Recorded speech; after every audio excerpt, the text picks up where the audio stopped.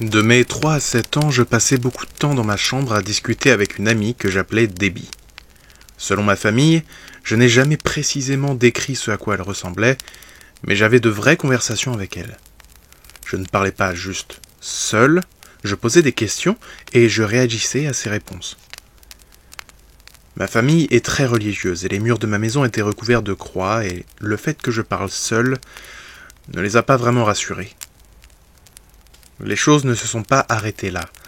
En rentrant de l'école un jour, ma grande sœur est venue me voir et elle m'a alors montré ce que Debbie avait fait alors que je n'étais pas à la maison. Elle avait fait tomber tous mes jouets des étagères. On n'avait pas d'animaux et c'était ma mère qui avait remarqué ça en rentrant du travail alors qu'il n'y avait absolument personne à la maison. Ce n'est pas arrivé qu'une seule fois, à un point tel que mes parents ont, apparemment, réfléchi à appeler un prêtre. Peut-être que je n'étais qu'un enfant bizarre, mais ces jouets qui tombent tout seuls. Et parfois, je crois avoir des souvenirs de la présence de Debbie. Encore aujourd'hui, j'ai une sorte de fascination pour le paranormal et les fantômes, et j'imagine que ça me vient de là. Parfois, chez moi, aujourd'hui, il y a des choses qui changent de place. Mais comme j'ai des chiens, je me dis que c'est peut-être une explication. Mais j'aimerais bien me dire que mon ami est encore là, avec moi.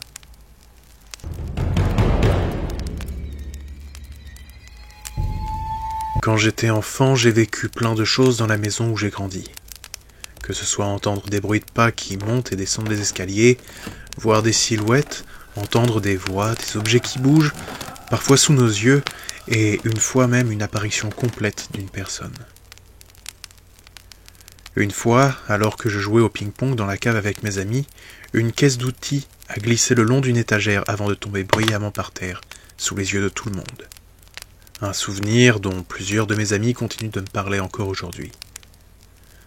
Ma grand-mère et ma mère ont elles-mêmes vécu plusieurs expériences dans cette maison, parfois même des expériences plus intenses, comme être poussées, etc. Malgré cela, j'ai tendance à être difficile à être convaincu qu'un événement puisse avoir une origine inexplicable, et je vérifie tout à chaque fois avant de me prononcer. Cela explique probablement pourquoi le seul endroit qui a été épargné par tous ces événements était ma chambre. Ma copine, à l'époque, désormais ma femme, au début de notre relation, m'avait dit que le seul endroit où elle se sentait bien, dans la maison, c'était ma chambre. Cette maison, hélas, finira par brûler. Personne n'a été blessé, mais nous avons perdu la maison. Ma copine vivait avec nous à cause de problèmes dans sa famille. Nous avons fait reconstruire la maison en respectant les plans d'origine avec quelques aménagements. C'était une maison familiale qui avait vu plusieurs générations et ça nous attristait de la laisser disparaître comme ça. Ainsi, une fois la maison rebâtie, ma copine pouvait vivre avec nous grâce à quelques aménagements nous laissant plus d'intimité. Mais pendant son séjour dans la maison, elle vécut des événements particulièrement agressifs. Elle était une fois dans la cuisine, travaillant sur son ordinateur. J'étais dans notre chambre, en train de jouer. Elle entendit des bruits de pas derrière elle et crut que j'arrivais.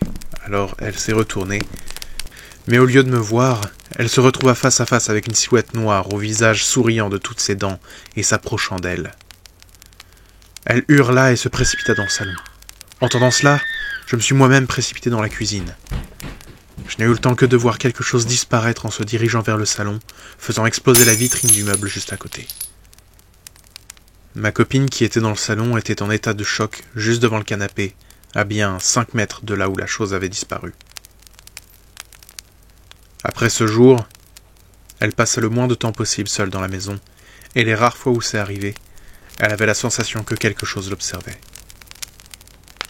Rapidement après cela, nous avons déménagé pour trouver une maison calme pour nous deux, notre maison actuelle, dans laquelle nous n'avons jamais rien vécu et dans laquelle nous sommes très heureux. Mais cela reste une source d'angoisse pour elle. Nous ne faisons aucun repas de famille dans la maison de ma mère et elle refuse même de passer à proximité de la maison. Mais l'important, c'est qu'on aille bien maintenant.